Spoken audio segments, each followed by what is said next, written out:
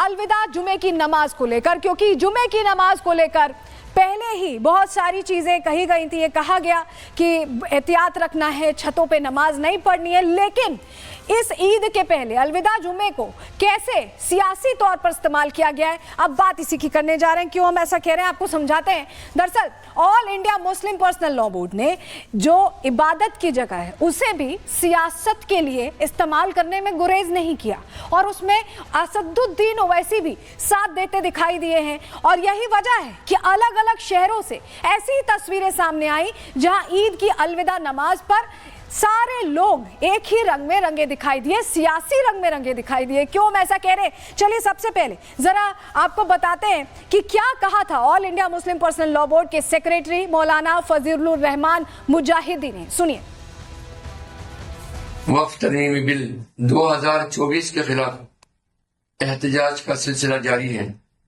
इस सिलसिले में इस रमजान मुबारक के महीने में जुम्मतुल बया के मौके पर भी आपको अपना एहतजाज दर्ज करवाना है।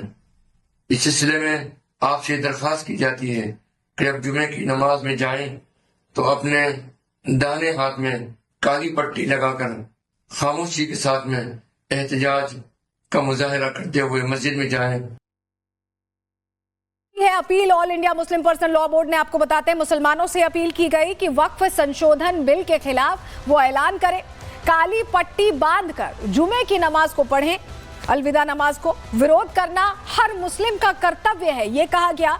शांतिपूर्वक अपना विरोध जाहिर करें। All India Muslim personal law board ने ये अपील की, और अब आपको इस अपील का असर भी दिखाते हैं। कहां कहां कोई ऐसा काम होता है, कोई बड़ी बात होती है तो उसमें सब साथ नहीं दिखाई देते, लेकिन इसमें सब साथ दिखाई दिए। और कहां कहां से तस्वीर सामने आई। सबसे पहले हैदराबाद की तस्वीर आपको दिखा रहे हैं। काली पट्टी बांधकर यहां पर जुमे की नमाज, अलविदा जुमे की नमाज पढ़ी गई है। और यहाँ पर अलग अलग चेहरों को तो आप देख रहे हैं, इनको भी देखिए। ये असदुद्दीन ओवैसी हैं, और असदुद्दीन ओवैसी सबसे ज्यादा वक्फ संशोधन बिल को लेकर भड़काते रहे हैं, और ये उन्हें बहुत मुफीद मौका लगा वो भड़काने वाली राजनीति आगे ले जाने का, क्योंकि appeal all India Muslim personal law board की तरफ से की गई थी तो वो उसमें साथ देते दिखाई दिए हैं। और देखिए सभी ने काली ये पट्टी बांधी हुई है, और इनका ये कहना है कि ये विरोध है। जरा अगली तस्वीर दीजिए, लखनऊ की तस्वीर आपको दिखा रहे हैं।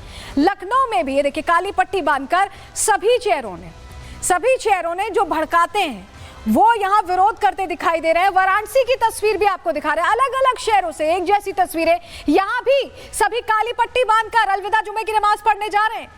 तस्वीरें आप देख रहे हैं। मेरठ की तस्वीर भी आपको दिखाते हैं। मेरठ में भी जब जुमे की नमाज पढ़ने पहुंचे तो काली पट्टी बांधे हुए वो तमाम हाथ दिखाई दिए जो नमाज करने के लिए गए थे, इबादत करने के लिए गए थे। कानपुर की अगली तस्वीर देखिए, कानपुर में भी काली पट्टी बांधकर विरोध किया गया है। इसके अलावा अगली तस्वीर दीजिएगा, कानपुर के अलावा भी और जगहों पर इसी तरह के हालात दिखाई दिए। भोपाल की तस्वीर अब आपको दिखा रहे हैं, यहाँ पर भी वक्फ संशोधन बिल का विरोध इस तरह से किया गया है। इसके अलावा मध्य प्रदेश विदिशा की एक और तस्वीर आपको दिखाते हैं। एक और तस्वीर जहां तमाम लोग बैठे हैं और हाथ में सबकी काली पट्टी, जिसको आप देखेंगे बड़े से लेकर छोटे तक सभी के हाथ में काली पट्टी है। काली पट्टी बांधकर यहां विरोध तो किया गया, लेकिन बड़ी बात यह है नमाज सड़क पर हुई है। ये देखिए तस्वीर आपको दिखा रहे हैं। ये अपील की गई थी, उत्तर प्रदेश में भी कहा गया, कई जगहों पर, भोपाल में भी कहा गया था कि अगर नमाज हो रही है तो वो ईदगाह के अंदर हो, मस्जिद के अंदर हो, लेकिन सड़क पर भी नमाज अदा की गई है और काली पट्टी बांधकर की गई है। तो ये तस्वीर तो हमने आपको दिखा दी। और अब देखिए all India Muslim personal law board का ये वो लेटर है जिसमें खास तौर पर अपील की गई कि वक्फ संशोधन विधेयक 2024 के खिलाफ जुमातुल विदा के मौके पर अपने बाजू पर काली पट्टी बांधकर विरोध दर्ज कराएं। ये अपील जो बोला भी गया all India Muslim personal law board की तरफ से, और लेटर भी भेजा गया, उसका पूरा असर दिखाई दिया है। शहरों में अलग अलग जगहों पर इसी तरह से नमाज काली पट्टी बांधकर पढ़ी गई है।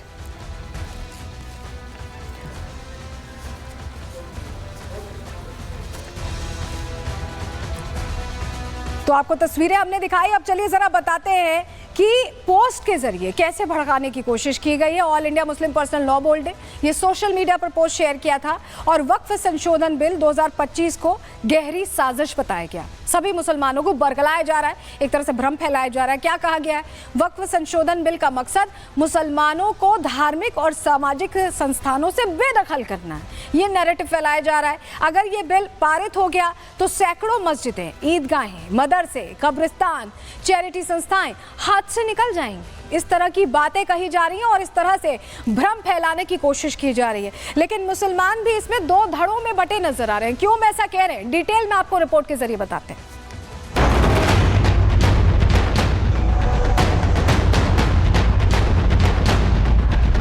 All India Muslim personal law board का फरमान, काली पट्टी वाला प्लान। वक्फ बिल का नाम, क्यों अफवाह फैलाने का काम। वक्फ संशोधन बिल की सुगबुगाहट क्या हुई? मौलाना नई तकरीर देने में जुट गए। पहले तो दिल्ली में प्रदर्शन कर अफवाह फैलाने की कोशिश की गई। वक्फ संशोधन बिल को मुसलमानों का हक छीनने की तैयारी बताया गया, मुसलमानों को कमजोर करने की कोशिश बताया गया। अफवाह फैलाई गई कि इस बिल से वक्फ की प्रॉपर्टी छिन जाएगी, सरकार कब्रिस्तानों की जमीन ले लेगी, मदरसों पर ताला लगा दिया जाएगा। लेकिन इन सब नफरती तकरीरों से काम नहीं बना तो नया पैतरा आजमाया, काली पट्टी वाला प्लान बनाया। दरअसल all India Muslim personal law board ने जुमे के दिन वक्फ संशोधन बिल का विरोध करने की अपील क्या की? नमाजी काली पट्टी बांधकर मस्जिद पहुंचने लगे। मौका तो था रमजान के आखिरी जुमे का, लेकिन उसे हथियार बनाकर विरोध हो रहा था वक्फ संशोधन बिल का। हाथों में कुछ लोगों ने काली पट्टियां बांध रखी हैं, उनसे बात करते हैं, समझते हैं हाथों में ये जो काली पट्टी है क्या उसके मायने हैं, क्या उसका मैसेज है। साहब बताएं क्या मायने हैं इस पट्टी के? इस मायने का ये काला कानून जो लगा रहे उसको जो है ना लगाया जाए। क्या काला कानून है, क्या जानकारी साहब? ये जो वक्ती ज़मीनें हैं हम लोग से कब्जाया जा रहा है, इसके लिए हम लोग बांधे हैं। खिलाफत के लिए बांधी गई, किसी भी चीज़ की खिलाफत हो उसके लिए बांधी गई है। और वक्फ बोर्ड की बात जो है तो ये कोई फ्री या गवर्नमेंट की ज़मीन नहीं है, ये तो हमारे पुरखों ने वक्फ के नाम की है, उसकी है। इस पर तो कोई हक ही नहीं बनता है किसी का। इसके लिए अगर आप खुद पढ़े लिखे हैं तो आप खुद देखिए, ये कोई फ्री की ज़मीन नहीं कब्जाई गई है। तो यह गलत कानून है, ये नहीं होना चाहिए। कुछ ऐसी तस्वीरें सामने आई मध्य प्रदेश के भोपाल से, जहां काली पट्टी बांधकर नमाज पढ़ने आए नमाजियों ने वक्फ संशोधन बिल को दखलंदाजी बताया। मांगे पूरी ना होने तक ऐसे ही विरोध जारी रखने का दावा भी किया। जुमे की जो अलविदा नमाज है, आप ये काली पट्टी बांधकर नमाज पढ़ने आए, क्यों? दरअसल हम वक्फ अमेंडमेंट जो बिल है उसका विरोध करते हैं और ये शांतिपूर्वक विरोध है। और all India Muslim personal board, Jamiat Ulama Hind और जिस बड़ी जो तंजीमों ने जो आह्वान किया था उसके अकॉर्डिंग जो है आज हम मस्जिद ताजुल मसाजिद में नमाज पढ़ने आए और हम अपना विरोध दर्ज करते हैं। ये काली पट्टी जो ये कानून पास हो रहा है वक्फ बोर्ड के लिए, उसके विरोध में हमने शांतिपूर्वक एक अपना धरना आंदोलन किया है, उसके लिए हमने काली पट्टी। क्या है ये वक्फ बोर्ड में है क्या संशोधन?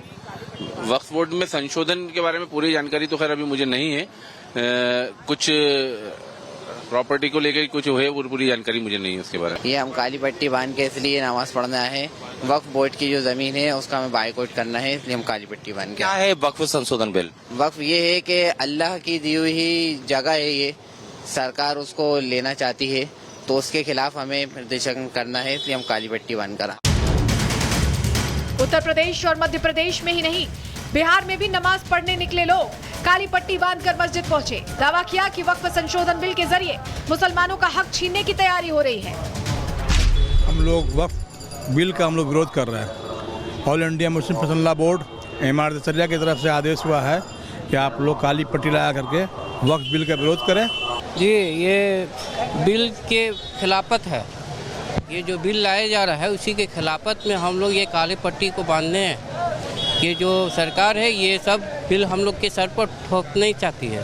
कि देखिए, काला पट्टी कोई ये मामला नहीं है काला पट्टी लगाने का। काला पट्टी हमारे दिल में विरोध है, जो विरोध कर रहे हैं, अब विरोध रहेगा हमेशा।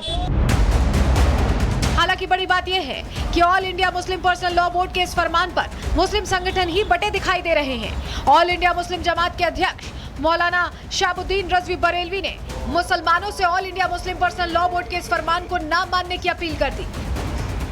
साथ ही all India Muslim personal law board को हिदायत देते हुए कहा कि वो मुसलमानों को अपने सियासी फायदे के लिए इस्तेमाल करना बंद करें। मुस्लिम पर्सनल लॉ बोर्ड के बहकावे में ना आए। बोर्ड अपनी सियासी खिसकती हुई जमीन को बचाने में लगा हुआ है और ये उसका गलत फार्मूला है। क्योंकि बोर्ड मजहबी और शरई कामों के लिए बना था, राजनीति करने के लिए नहीं। अब सवाल है कि क्या वाकई में मुसलमानों को सियासी फायदे के लिए इस्तेमाल किया जा रहा है? क्या वाकई में all India Muslim personal law board अफवाह फैलाकर मुसलमानों को भटकाने की कोशिश कर रहा है? क्योंकि इससे पहले दिल्ली में हुए वक्फ के खिलाफ विरोध प्रदर्शन को लेकर भी ऐसे ही सवाल उठ चुके हैं। Bureau report, Republic Bharat. बहुत से लोग तो काली पट्टी पहन कर यहाँ सिर्फ नमाज इसलिए पढ़ने गए क्योंकि अपील की गई थी। उन्हें पता भी नहीं है कि क्या है वक्फ संशोधन बिल, पहले क्या था, अब क्या हो रहा है। चलिए उनको जरा फर्क बता देते हैं। जो लोग देख रहे हैं, प्रहार जो देख रहे हैं, वो जान ले, पुराना वक्फ कानून प्रॉपर्टी विवाद में सिर्फ वक्फ ट्रिब्यूनल में ही अपील होती थी। किसी भी की प्रॉपर्टी पर अगर हक जता दिया जाए तो सिर्फ वक्फ ट्रिब्यूनल ये फैसला करता था। लेकिन अब प्रॉपर्टी बिल में किसी भी कोर्ट में आप अपील कर सकते हैं। इसी तरह से आप कोर्ट का रुख कर सकते हैं। ऐसा नहीं कि ट्रिब्यूनल ने जो फैसला किया वो फाइनल फैसला है। पुराने वक्फ कानून में वक्फ ट्रिब्यूनल का ही फैसला आखिरी होता था, लेकिन यहाँ पर वक्फ ट्रिब्यूनल का फैसला आखिरी नहीं होगा। आप कोर्ट का रुख कर सकते हैं, अपने लिए न्याय की लड़ाई लड़ सकते हैं। ऐसा नहीं है कि आप हार गए सब कुछ, उसमें तो हार ही जाते थे पुराने कानून में। पुराने कानून में वक्फ ट्रिब्यूनल के फैसले को कोई चुनौती नहीं दी जा सकती थी, लेकिन अब फैसले को हाईकोर्ट में चुनौती दी जा सकती, यानी रास्ते खुल गए, न्याय के रास्ते खुले। इसमें कोई किसी का कब्जा नहीं कर रहा। बोर्ड में महिला दूसरे धर्म के लोगों की एंट्री नहीं थी पुराने वक्फ कानून में, लेकिन और इसे पारदर्शी बनाने के लिए इसमें बोर्ड में महिलाओं और दूसरे धर्म के लोगों की भी एंट्री कराने की बात कही गई है संशोधन बिल में। पुराने वक्फ कानून में सर्वे कमिश्नर की नियुक्ति का प्रावधान था, और इस बार क्या है कि राज्य सरकार सर्वे कमिश्नर की नियुक्ति करेगी, जिससे सब कुछ सही रहे, क्लियर रहे। क्योंकि पहले पसंदीदा लोगों को उस कुर्सी पर बैठा दिया जाता था और जिनको फायदा पहुंचाना होता था उन्हें सीधा फायदा पहुंचाया जाता था।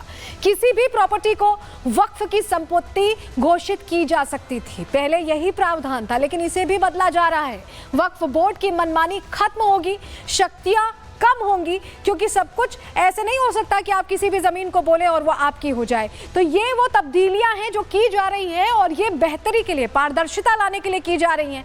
लेकिन अब आपको जरा 4 तस्वीरें भी दिखा रहे हैं, क्योंकि अलविदा जुमे की नमाज को लेकर सब जगह प्रशासन मुस्तैद दिखाई दिया है। ये तस्वीरें आपके सामने अलग अलग जगहों की, संभल की तस्वीर आप देख रहे हैं, मुजफ्फरनगर की तस्वीर देख रहे हैं, मेरठ की देख रहे हैं, और लखनऊ की भी आपको तस्वीरें दिखा रहे हैं। तो अलविदा नमाज के लिए किस तरह के इंतजाम थे ये भी जान लीजिए। सुरक्षा सख्त दिखाई दी उत्तर प्रदेश में, शहर शहर योगी की फोर्स तैनात थी, भारी पुलिस के साथ यहां अधिकारी भी तैनात रहे, मुस्तैद दिखाई दिए। डीजीपी प्रशांत किशोर के सख्त दिशा निर्देश थे कि कहीं कोई गलती नहीं होनी चाहिए, और यही वजह कि संवेदनशील इलाकों की ड्रोन से निगरानी रखी गई है। ऑफिसर्स की निगरानी में फ्लैग मार्च भी किया गया, जिससे कि सारी चीजें, व्यवस्था सुचारू चलती रहे। जैसे होली का त्योहार अच्छे से मना, वैसे ईद का त्योहार अच्छे से मने। भीड़ वाले इलाकों में फुट पेट्रोलिंग भी की गई थी, क्योंकि निर्देश था ऐसा डीजीपी का, और सोशल मीडिया पर भी नजर रखने की यहां पर निर्देश दिए गए थे। फर्जी खबरों पर तुरंत एक्शन, त्वरित कार्रवाई का निर्देश दिया गया। बम डिस्पोजल स्क्वाड के साथ जांच का निर्देश था, और यही वजह कि स्टैंड बाय पे थे सारी टीमें। स्ट्राइकिंग रिजर्व फोर्स तैयार रखी गई थी, कोई ऐसी आपात स्थिति आती है तो तुरंत उसे नियंत्रण में किया जा सके, इसकी पूरी तैयारी यहां पर दिखाई दी है। कड़ी सुरक्षा के बीच, देखिए, कड़ी सुरक्षा के बीच आज अलविदा नमाज पढ़ी गई, क्योंकि बहुत से ऐसे शहर थे जो सेंसिटिव थे, संभल भी उनमें से एक था। क्योंकि जिस तरह से सनातन के प्रतीक बने, जिस तरह से सर्वे के दौरान हिंसा हुई, उसके बाद संभल पर यहां पर सुरक्षा कड़ी रखी गई। और तस्वीरों में आप देख पा रहे हैं कि नमाज अच्छे से अदा हो, इसके लिए पूरा प्रशासन मुस्तैद दिखाई दिया है। तो कड़ी सुरक्षा के बीच ईद का, जो उससे पहले अलविदा की नमाज का त्योहार है, वो अच्छे से मनाया गया, और तस्वीर वैसी ही सामने आई है। हमारे सहयोगी वहां सागर मौजूद थे, उनकी रिपोर्ट आपको दिखा रहे हैं। आखिरी जुमे की नमाज फिलहाल इस समय खत्म हो चुकी है। तमाम जो है मुस्लिम संगठन के लोग और यहाँ पर देखिए अब नमाज अदा करके अपने अपने घरों की तरफ अब जाते हुए, आज के दिन आप देख पा रहे होंगे जब लोग नमाज अदा करके आ रहे हैं उनके बीच में भारी फोर्स की तैनाती भी आप देखिए, जिस तरह से आरआरएफ और आरएएफ की यहाँ पर जवानों की तैनाती है इन पूरी गलियों में। यही नहीं, पीछे भी जब आप देखेंगे तो पीएससी के जवान मस्जिद के देखिए दूसरे छोर पर यहाँ पर खड़े हैं, और यहाँ पर देखिए तमाम देखिए अधिकारी भी इस समय पूरा लीड कर रहे हैं टीम को कि कैसे कैसे पूरे इलाके में देखिए डिप्लॉयमेंट रहा फोर्स का, इन्होंने पूरी ये भी यहाँ पर निगरानी की। लेकिन मस्जिद के चारों तरफ हर परिसर के आसपास इसी तरह से टीमों की तैनाती यहाँ पर की गई ताकि इस शांतिपूर्ण तरीके से यहाँ पर अलविदा की देखिए नमाज यहाँ पर खत्म हो, और लोग देखिए अपने अपने घरों की तरफ अब फिलहाल नमाज करके जा रहे हैं। नमाज फिलहाल कर ली आप लोग? जी हो गई, नमाज हो गई, सब कुछ बढ़िया रहा आज के दिन? सब बढ़िया है, ठीक है। प्रशासनिक व्यवस्था को लेकर क्या बोलेंगे? सही है, ठीक है, सही रहा सर। तो देखिए, नमाज करने के बाद ये लोग अब अपने अपने घरों की तरफ अब जा रहे हैं और बता रहे हैं कि प्रशासनिक व्यवस्था सब कुछ यहाँ पर जो है काफी बेहतर रही। क्या निर्देश दिए गए थे ये भी आप जान लीजिए। उत्तर प्रदेश के संभल में नमाज को लेकर यह फैसला पहले ही ले लिया गया था एहतियातन कि सड़कों और छतों पर नमाज नहीं पढ़ी जाएगी। इस पर रोक लगाई गई थी क्योंकि कई छतें जर्जर भी थी। कल हमने आपको प्रहार में बताया था कि सुरक्षा कारणों से यह फैसला लिया गया। पीस कमेटी के साथ बैठक में प्रशासन ने यह फैसला लिया था और यह फैसला सभी को बता भी दिया गया। मस्जिद के आसपास नमाज पढ़ने पर रोक थी, मस्जिद में ही नमाज पढ़ने को कहा गया। छतों के कमजोर होने का हवाला दिया गया था, जर्जर होने का हवाला दिया था और यही वजह है कि सुरक्षा कारणों से यह कहा गया था कि छतों पर नमाज ना पढ़ी जाए। लेकिन इसको लेकर राजनीति भी हुई। सपा सांसद इकरा हसन क्या कह रही हैं, उनको भी सुनिए। इकरा, जिस तरह से संभल को लेकर के सरकार की गाइडलाइंस आई है कि रूफटॉप पर, सड़कों पर नमाज अदा करना अलाउड नहीं है, उसको आप किस तरह से देखते हैं? क्योंकि संभल काफी लंबे समय से चर्चा में भी रहा है, काफी कंट्रोवर्सीज रही हैं, वहाँ का माहौल जो है हमेशा से ही बहुत सेंसिटिव रहा है। देखिए, मुझे नहीं लगता है कि हमेशा वहाँ पर कोई कंट्रोवर्सी रही है। कंट्रोवर्सी पैदा की गई एक सरकारी संस्था के द्वारा पैदा की गई और हमारी समाजवादी पार्टी का प्रतिनिधिमंडल वहाँ गया था। वहाँ ऐसा कोई माहौल नहीं है। वहाँ पर एक माहौल को बरकरार बनाकर रखने की कोशिश की जा रही है सरकार द्वारा, ताकि एक प्रयोगशाला बन सके जिस पर ये अपनी आने वाले 27 के चुनाव के लिए राजनीतिक रोटियां सेक सके। और जिस तरीके से एक मजहब के खिलाफ, देखिए ईद जो है एक कोई भी त्योहार होता है वो एक कम्युनिटी का पार्ट होता है। मैं अकेले कोई त्योहार नहीं मनाती, किसी भी मजहब का त्योहार हो, इट्स अ कम्युनिटी थिंग। तो जब सब लोग साथ मिलकर नमाज पढ़ते हैं, उसमें कुछ भीड़ जब ज़्यादा हो जाती है तो कुछ लोग सड़क पे पढ़ लेते हैं। ये एक 10 मिनट की नमाज होती है। कई अरसों से, जब से हमारा देश है तब से इसी तरीके से यहाँ पर नमाज होती आई है। आज इस प्रथा पर रोक लगाना मुझे लगता है बहुत अनुचित है। आज ये नमाज पर लगा रहे हैं, कल को किसी और चीज़ पर लगाएंगे, तो ये इस तरह की तानाशाही बिल्कुल बेबुनियाद है। और मैं कहना चाहती हूँ केंद्र सरकार से, जो एक तरफ सौगातें मोदी बांट रहे हैं, कि वो पहले उत्तर प्रदेश की सरकार को नसीहत करे कि वो किस तरीके से नफरत के बीज बोने का काम कर रहे हैं। तो इकरा हसन को आपने सुना, वो कह रहे हैं कि नफरत का बीज बोने का काम कर रहे हैं। लेकिन संभल में तमाम निर्देशों के बाद ये तस्वीर सामने आई है। देखिए, छत पर नमाज पढ़ी गई है, ये तस्वीर हम आपको दिखा रहे हैं। और ऐसी कई तस्वीरें संभल से सामने आई हैं, जबकि ये क्लियर निर्देश दिया गया था, ये एडवाइजरी जारी की गई थी, पीस कमेटी के साथ बैठक की गई थी कि बिल्कुल भी छत पर नमाज ना पढ़े। हालात थोड़े जर्जर हैं, कई मकान, वहाँ पर दिक्कत हो सकती है, लेकिन निर्देशों को नहीं माना गया। हमारे सहयोगी जतन की रिपोर्ट आपको दिखा रहे हैं। संभल में अलविदा जुमे की नमाज आज अदा की गई। तस्वीरें में आपको उसी विवादित इमारत जिसे शाही जामा मस्जिद बोला जाता है, उसके अंदर की आप तस्वीरें देख रहे हैं। पूरा जो आंगन है, जो पूरा अब आप लोग देखेंगे नमाजियों से भरा हुआ है। वो ना सिर्फ अंदर बल्कि बाहर जहां शामियाने बनाए गए थे, जहां टेंट लगाए गए थे, वहां बैठकर भी लोग जो है वो नमाज अदा कर रहे हैं। दूसरी तरफ आप देखेंगे पुलिस फोर्स और सिक्योरिटी इतनी है कि सड़क पर किसी को भी नमाज अदा करने की इजाजत नहीं है और इसी को लेकर लगातार बातचीत भी की गई थी। लेकिन अब जब नमाज अदा की जा रही है तो आप तस्वीरें देखेंगे कि पूरा जो अंदर आंगन है वो नमाजियों से पटा हुआ है और हर जगह आपको नमाजी जो है नमाज अदा करते नजर आ रहे हैं। बाहर जो टेंट लगाए गए थे, जो कि इस विवादित इमारत का ही परिसर है, जो गेट अक्सर बंद रहा करते थे, उन गेट को खोला गया, वहां कारपेट बिछाया गया और वहां पर भी आपको नमाजी नमाज अदा करते हुए नजर आ रहे हैं। अगर मेरे विजय इस तरफ आएंगे विकास, तो ऊपर से मैं आपको और तस्वीरें दिखा पाऊंगा। ये शाही जामा मस्जिद जिसे विवादित इमारत भी बोला जा रहा है, उसके ठीक सामने आंगन की आप यहाँ पर तस्वीरें देख रहे हैं। पूरे तरीके से फोर्सेस का डिप्लॉयमेंट है। आप तस्वीरों में देखेंगे कि खुद जो कप्तान है संभल के, वो मौके पर पहुंचे हुए हैं। जो एडिशनल एसपी हैं वो हैं सीओ अनु चौधरी। आप यहाँ पर देखेंगे कि खुद वो ग्राउंड पर नमाज के समय मौके पर मौजूद रहे और हर जो मूवमेंट है उस पर नजर रखी जा रही है। सड़कों पर कोई गैदरिंग ना हो, नमाज अदा ना हो, उसको लेकर तमाम बातचीत जो है वो अमन कमेटी के जरिए, मस्जिद कमेटी के जरिए पहले की गई थी। लेकिन सड़कें बिल्कुल खाली हैं। छतों की भी मैं आपको तस्वीर दिखाऊं तो छतें भी आप देखेंगे कि बिल्कुल यहाँ पर खाली नजर आ रही हैं। जो जर्जर इमारतें थी वहाँ पर जो लोग हैं उनको इकट्ठा नहीं होने दिया गया और यही वजह है कि सड़कें पूरे तरीके से खाली है और इनको मॉनिटर करने के लिए जो फोर्सेस है उनकी भी तैनाती यहाँ पर साफ तौर पर की जा रही है। तो ये वो तस्वीरें हैं जो लगातार जिनको लेकर चर्चाएं की जा रही थी।